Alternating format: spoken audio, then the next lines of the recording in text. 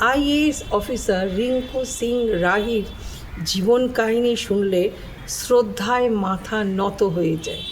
শ্রদ্ধেয় রিঙ্কু সিং রাহি 2004 সালে উত্তরপ্রদেশে পিসিএস পরীক্ষা দেন এবং ডাইরেক্ট সোশ্যাল ওয়েলফেয়ার অফিসার নিযুক্ত হন।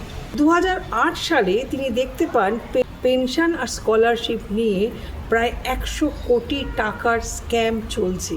তিনি সেই স্ক্যাম প্রকাশ্যে নিয়ে আসেন। রিঙ্কু সিং রাহিকে অনেক অর্থের প্রলোভন দেওয়া সত্ত্বেও তিনি কিন্তু এই 100 কোটি টাকা স্ক্যাম প্রকাশ্যে নিয়ে আসেন। ফলস্বরূপ ওনাকে গুলি করে মারার চেষ্টা করা হয়। 7টা বুলেট ওনার শরীরে লাগে, একটি চোখ নষ্ট হয়ে যায়, মুখের সমস্ত জায়গায় প্রচুর ফ্র্যাকচার হয় এবং স্টিল নাও ওনার মাথায় কিন্তু এখনও একটা বুলেট আছে।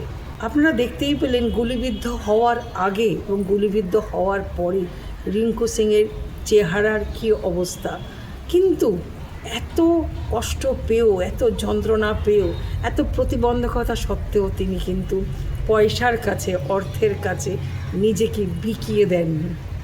এরপর 2021 সালে তিনি আবার ইউপিএসসি পরীক্ষায় সফল হন। ওনার ডিপার্টমেন্ট ছিল স্যানিটেশন। তো এই স্যানিটেশনে উনি দেখতে পান যে প্রচুর নোংরা আবর্জনা জায়গায় পড়ে আছে এবং ল ডিপার্টমেন্টের মানুষেরাই একদম মুক্ত অঙ্গনে প্রস্রাব করছে। তিনি সেটা বাধা দেন এবং কিছুতেই কোনো কাজ না হওয়ায় তিনি প্রকাশ্যে একজন ল ক্লার্ককে উঠবোস করান। এর ফল হয় মারাত্মক।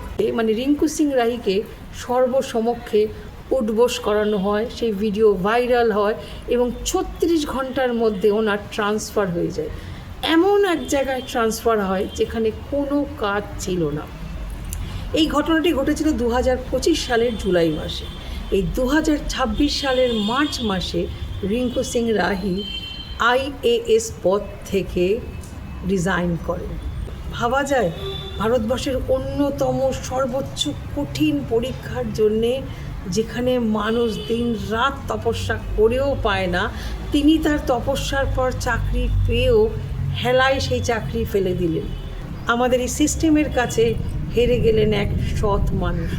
আপনাদের কেমন লাগলো রিঙ্কু সিং রাহি? আমাকে অবশ্যই কমেন্ট করে জানাবেন।